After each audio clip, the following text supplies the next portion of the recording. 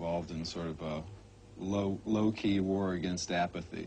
I don't know how you're doing on apathy over there, but we got a lot of it, boys and girls.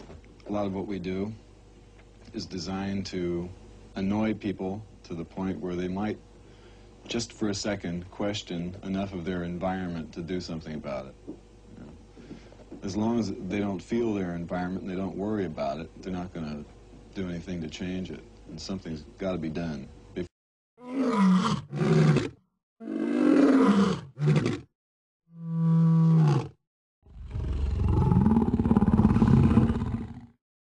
Now, let me explain something to you. You know what my idea of a good time is, ladies and gentlemen, or whoever else is watching this new broadcast. If people were just in a position to have their minds functioning right, then everything else would fall into line. Now, that's what I'm after. That's my dream. Now, that's a dream. That's probably not going to happen, but that's my dream. For years now, major rock groups from the Beatles to the Jefferson Airplane have promoted the benefits of taking dope, and sometimes not too subtly. One major rock star who doesn't promote it and finds the promotion of it dangerous is Frank Zappa, leader of perhaps the roughest and farthest out group in the scene today, the Mothers of Invention.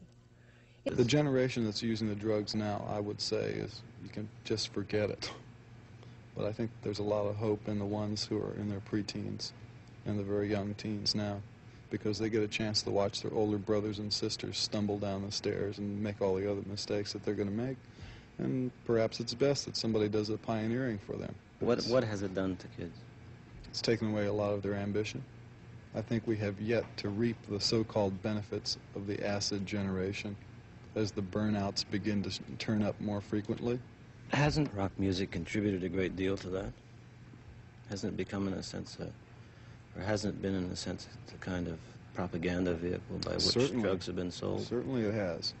I think AM radio as well as underground radio has definitely assisted in the popularization of various forms of drugs. A lot of things have happened since 4 or 5 years ago. 4 or 5 years ago in Los Angeles was sort of the beginning of the acid craze. And I've noted before that drugs, like records, go on and off the charts. You know, 1 year it's acid, and then grass comes in really strong, and then speed goes on the charts, and then downers, and now you find kids experimenting with smack.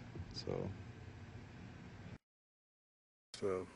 isolated crackpots, you know, I see a trend, a mysterious hand behind all this. I don't want to sound like a conspiracy theorist, but I think that it's been the idea that the possibility that certain types of conspiracies have existed, just because they've existed before, will allow you to project that they could continue to exist to this day.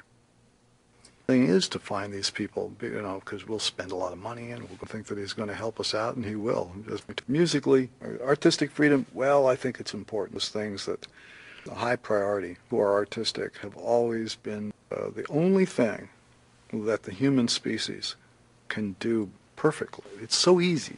So maybe the best thing is to find these people there, and we'll get the superior intelligence, and he would probably do the rest of it before we get so skillful that a mysterious hand behind all this. People, you know, because we'll spend a lot of money and we'll think that he's going to help us out, and he will. Just to experience any scientific of that magnitude, he would probably do the rest of it before we get any scientific extravaganza of that magnitude. Fabulous that experience those things that you see in the sky, small manifestation of a whole wide range of phenomena, project vast areas, because we have the ability to do that, of that magnitude, to so skillful that we can spread the social event. So superior intelligence someplace, he would probably do the rest of the universe a favor quickly. Well, first of all, they have never suggested that I was a devil worshiper. They wouldn't dare, because I don't believe in the devil. The devil is something for Halloween. It's a cartoon. There's plenty of statistical evidence to indicate that a man named Jesus Christ was actually alive on this planet. I see nothing in a book. If you want to believe in the devil, go ahead. But I think that to promote this theme song for Mr. Ed, played backwards, says Satan is the source.